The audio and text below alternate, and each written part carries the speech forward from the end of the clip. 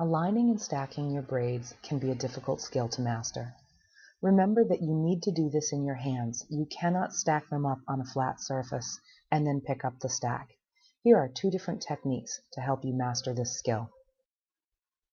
To create your stack using the bird's beak method, pinch together the thumb and forefinger of your non-dominant hand. Pick up each strand of braid and look at the grain orientation. I generally always just make my little V's point toward myself. Then lay each strand between the thumb and forefinger. Don't pinch your fingers together really hard. Just let each strand sit between the thumb and forefinger.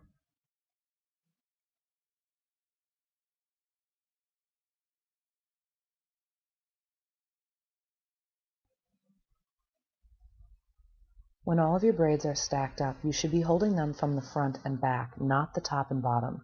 In other words, all 5 colors should be touching your thumb, and all 5 colors should be touching your forefinger. You can take some time to even out the stack.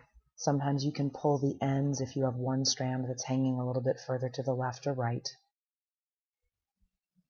When the stack is properly aligned and you insert the needle into the bottom of the stack at the rib, it will glide through all of the ribs really easily. You'll feel the give. If you're having trouble getting your stack into alignment, try this method. This is called the Canape Method. Pick up one of your 11-inch strands of soutache and locate the middle of the strand. Don't worry too much about which way the grain is pointed. Just find the middle of the strand, and then insert your needle through the rib at the center of the strand.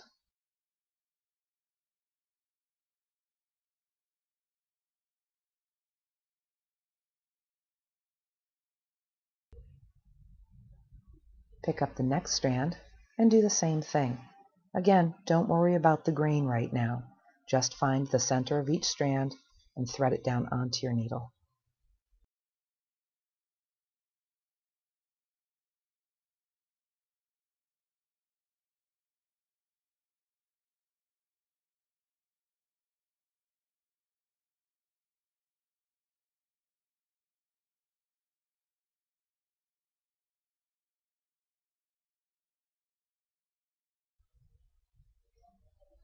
When you've completed this process, all of your strands should be on your needle, and you can take some time and now check the grain direction of every single strand.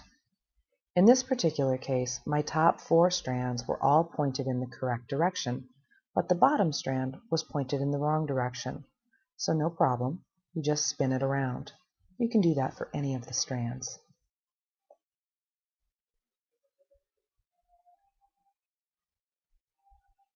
Condense your stack and smooth everything out. You're now ready to start in the exact same position as if you had done the bird's beak method. Shaping stitches are the heart and soul of soutache and bead embroidery, and learning early not to apply too much thread tension is the key to really successful work.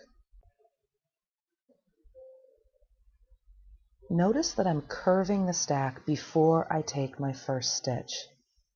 You cannot stitch your stack together straight and then expect it to take a curve. You need to curve it with each stitch. Notice as the thread pulls through that there's no thread tension on the thread. No dimple is made in the top of the work. In fact, you can almost see a little bubble of air underneath that long stitch on the outside of the stack. Inside shaping stitches are much smaller than outside shaping stitches. Outside shaping stitches, that is, stitches that are outside of the curve, are generally 1/4 of an inch to 3/8 of an inch long. Inside shaping stitches are approximately a 1/16.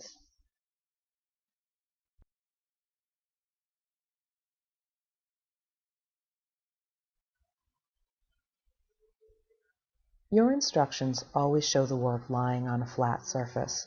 This is important when you're doing photography for written instructions because the work really needs to always be oriented the same way. In your instruction manual, at this point, it would tell you to make the shaping stitches going from left to right. If you are right-handed, however, that can be difficult. You would be working away from your non-dominant hand. You'd be working away from the point at which you had the most control. So in reality, you'll probably flip your work over. If you are right-handed, you pretty much always want to be stitching toward your non-dominant hand so that you can stitch it where you are holding it. The point of the stack that is being held between your thumb and forefinger is the only point of the stack that's truly in alignment. Learning to create a good two-sided join will give you the tightest wrap around any bead. This means the smallest amount of airspace visible underneath the bead where the two stacks come together. Rotate your work so the bead is pointed to one side or the other, the left or the right, and then pinch together the two innermost strands wrapping that bead. It's a single braid wrapping the center bead, but where there are now two legs meeting underneath the bead, we now refer to those as the two innermost strands. Sew through the upper innermost strand from inside to outside, keeping the innermost strands pinched tight against the bottom of the bead. Notice that the needle stays very close to the bead. Now sew back down through both innermost strands from outside to outside. You can now release the pinch, sew back up through both innermost strands and the four upper outer strands.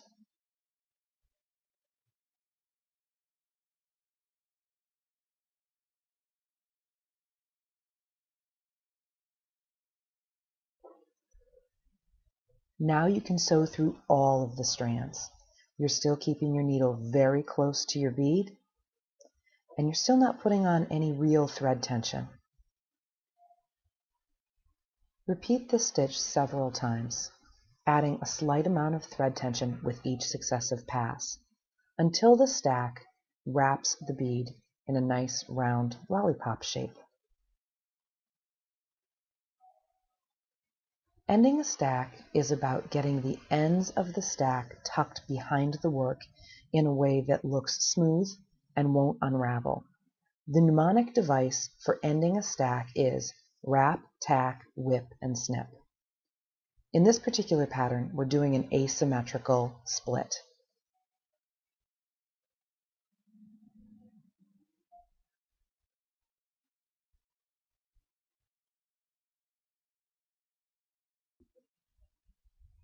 To begin ending a stack, the wrap portion of wrap, tack, whip, and snip, sew through the stack where the hole of the bead naturally meets the stack.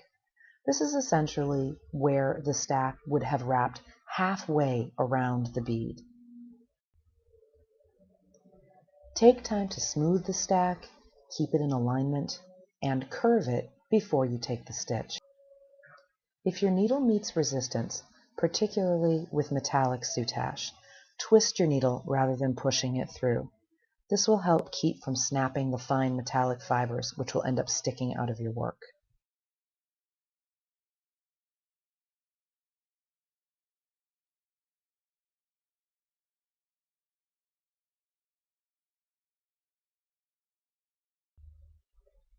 To finish wrapping your bead, the stack must be sewn together using shaping stitches. All of the same rules apply. Curve the stack as you go, stitch it where you hold it, keep nice long stitches on the outside of the curve, small stitches on the inside of the curve.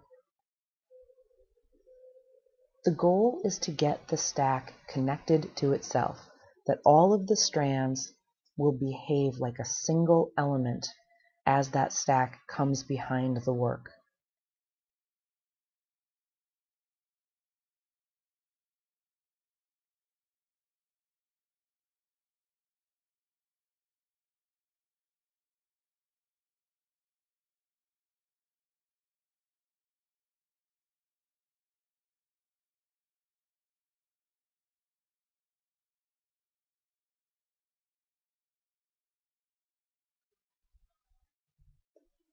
When you've completed the shaping stitches, turn the work over and view it from the front. Pull the stack behind the work. This is the wrap portion of wrap, tack, whip, and snip. Take some time to smooth out the stack. Make sure that all of the braids are in a smooth plane. This is part of what makes the work beautiful. Tacking stitches are what secures one plane behind the other. In the back, you just sew into the back any place that's connected up by the shaping stitches. In the front, you simply have to sew right back into where your thread came out. The area where you're making these tacking stitches are what I refer to as the intersection. Think of it as one highway crossing under another. When you bring your thread up through, just make sure it's in the intersection, and then sew straight back down where the thread came out. You're going to make 3 or 4 tacking stitches to truly secure one stack behind the other.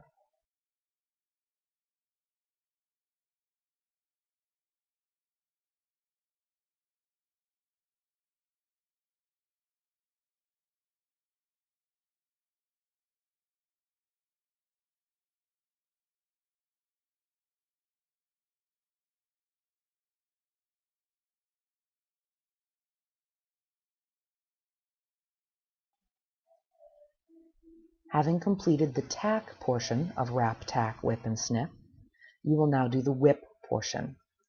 On the back of the work, sew through the stack behind the work. This is the working stack. Don't worry about picking up any portion of the secured stack on the front. You are going through the ribs again, and you sew through the stack and then whip the thread back toward yourself and sew through again in the exact same location. You do this over and over again. Don't put a lot of thread tension on this. You don't want the stack to cup up. In fact, you can see it actually happening a little bit at the top of the stack in this video. Don't pull too hard. You're just trying to make a nice smooth girdle of thread. That girdle of thread, those whip stitches, are not what are holding your stack together. That should all be done by the shaping stitches. The girdle of thread is what is going to keep the work from fraying when you snip off the unfinished ends. You can snip that off right close to the whip stitches, and those whip stitches will keep it from fraying. That's a nice ended stack right there.